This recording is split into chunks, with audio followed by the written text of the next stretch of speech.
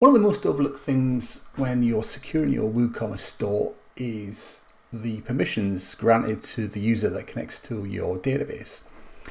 What happens is in WP config, we set up a username and a password that connects to MySQL, and that's normally all we think about. We don't consider the permissions that that user has. If we go to cPanel, and let's look at one of these test databases I have in place.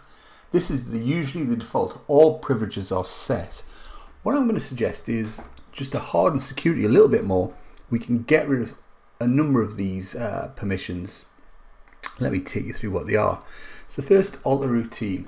That's rarely used by WordPress, and if it's exposed, it can allow the site to potential abuse via stored routines. So we'll get rid of that one. Next one is very similar, create routine. So you can't alter or create a stored routine. A stored routine is a function that sits within MySQL and makes changes to the database. So potentially somebody could write a stored routine, save it in your database, and just run it as they like to make changes to your database. Let's get rid of the create temporary tables. It's rarely needed, and it just adds the tax service that you don't really need. Create views we don't need.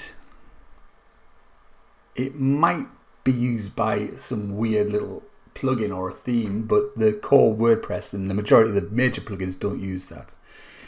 We don't need an event. That's a scheduling system. WP doesn't use that. We don't need execute. That's how you run these stored routines that we talked about up here. Lock tables. Some plugins might request it, so remove that permission with care.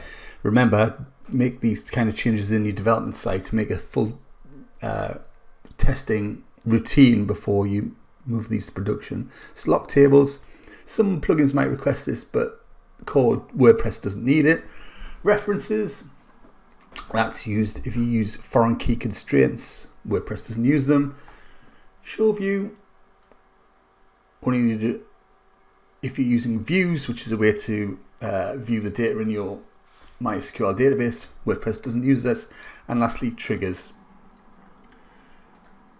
Triggers allows the creation of triggers, strangely enough, which can be used and abused by attackers. So click on make changes, and that is how I like to lock down database permissions for a WooCommerce store. If you need help hardening the security of your WooCommerce store, go to neilmatthews.com, click on the work with me button, and let me know, and I'll send you a no obligation quote.